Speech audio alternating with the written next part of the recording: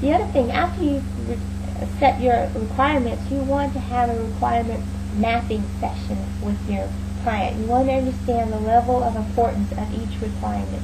You want to share with them the level of effort. Maybe this is they don't want all these pieces. This level of effort may take 2 months, but they need to release it in 2 weeks. Well, maybe I can do phasing these parts in. This may be phased in the 2 weeks, and then this other piece can be delivered later. But if you don't understand, you don't have a one-on-one talking about your requirement mapping solutions, you won't have that option. Okay? And remember, these options that we talk about in our workshop isn't we're working 24/7 and bend over backwards to give the client whatever they want. This is a collaborative, cooperative way to get the expectations laid out in front that is doable in your budget, in your time frame, as well as the client's time frame. We're not talking about negotiating, we're talking about collaborating. Okay? Communicating early and often. Communication is probably the core issue in a lot of dissatisfied clients. So we really want to err on the communication side of things. You want to create a communication plan up front. Talk about the tools that the clients are most comfortable with. Not the tools that you are comfortable with, but the tools that the clients are most comfortable with. Talk about what kind of communication they like. Email, phone, do they prefer face-to-face? When and how frequently are you going to do these meetings, and who should be involved? Now, this communication plan is your minimum amount of communication that you and your client will take part in the lifetime of this particular project. But this is the minimum. If, for instance, we're keeping their vision in mind at all times. So if, for instance, a requirement or task is not lining up to their vision, you're going to pick up the phone and talk to them, even though that's not part of your communication plan. You're going to do additional communicating when something's not going in line with their vision. If your forecast, your budget forecast, your pricing forecast, or your timeline isn't falling within the agreed parameters or getting close to that threshold, you're going to pick up the phone and talk to them about it. So this communication plan that I'm talking about is just the minimum. It doesn't stop you from doing additional communicating. Okay? Another thing that we fall into is you got to remember, as a vendor or a service provider, is that my job isn't to make myself feel good about my decisions that I'm making on this project. My job is actually to make them feel good about their decision in hiring me. Okay? So we got to put our mindset into, once again, their shoes. What's their client experience?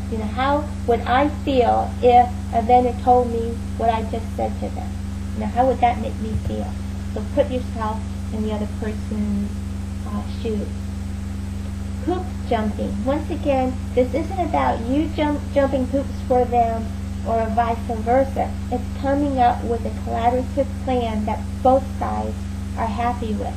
So I put a little slide together here about if you're not doing your job, if they're constantly calling you for status, you're not doing your job. You haven't provided them with a communication plan that says, hey, this is how we're going to communicate from this forward, from this point forward.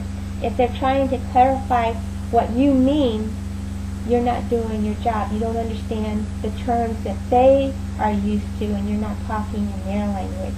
If you're trying to clarify what you mean, you're still not using their language. If you're doing the project if you find that they are micromanaging you, so that means you're not project managing, so you're not doing your job. If you find yourself defending your actions or handing the blame to somebody else or feeling that they're being unreasonable, once again, you're not doing your job. Okay? And I think I mentioned this before, but the majority of the difficult situations that we encounter actually stems from miscommunication or communication hiccup. So in our workshop and classes, we spend a lot of time on effective communication skills, okay, and diffusing techniques. In our workshops, we have a lot of workshops involving difficult situations and how to diffuse them. Some of the 3 points that we work on in the workshop is not to take anything personally, the active listening skills that I mentioned earlier about paraphrasing it, and then being 100% responsible for this current situation. And I want to clarify something. When I'm 100% responsible for the current situation, it's not I'm taking blame for how I got here or how we got here. It's I'm able to respond from this point forward to find a solution.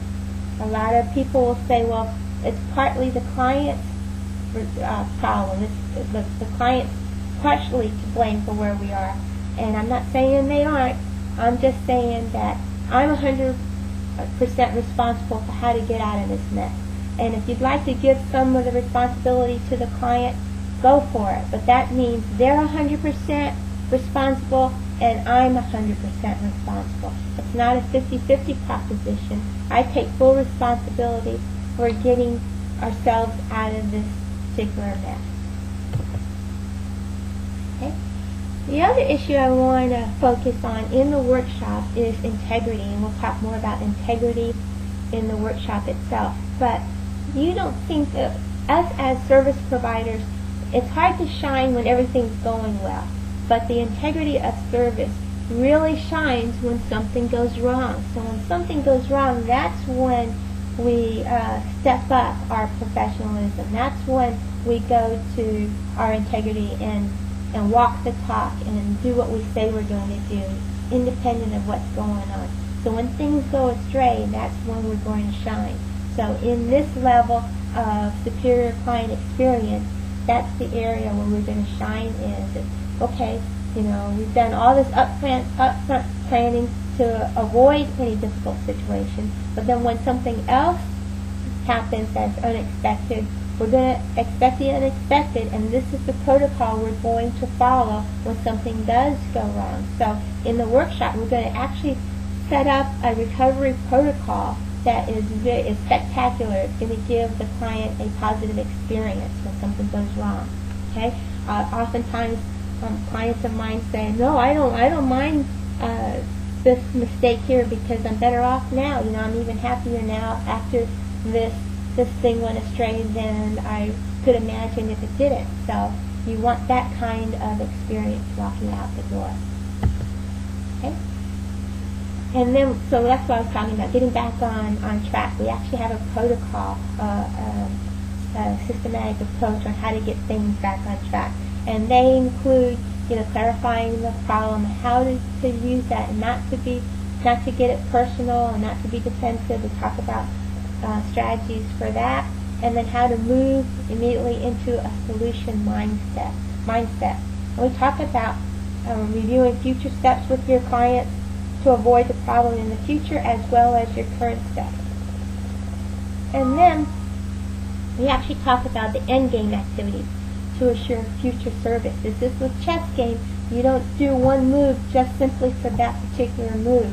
Or a pool game, you want to use your current step to set up future steps.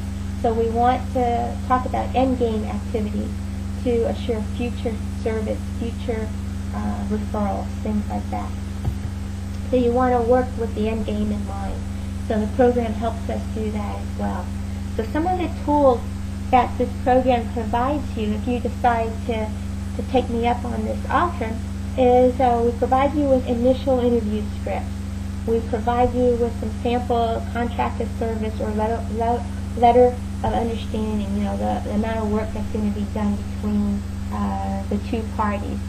I have an achievable requirement checklist that you can use against your requirement and design documents to verify that you're not introducing ambiguity and vagueness in your description.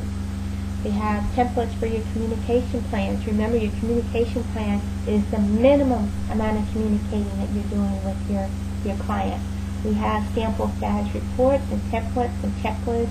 We have midterm and final client satisfaction surveys, and then testimonial templates. This is one of the setups for your next item. Okay, I have a happy client. What am I going to do with this happy client? How am I going to get return on investment on this happy client? Well, you want to consider follow-up campaign ideas like testimonials and videos and things like that. How am I going to use this happy client? And that leads to a new program, or the next level program, is converting the customer into a client evangelist. How am I going to get this client as a salesperson, in essence, a virtual salesperson for my services or products? And that's a different program on itself. So the prerequisite for converting customers to a client evangelist is actually this program that we're talking about.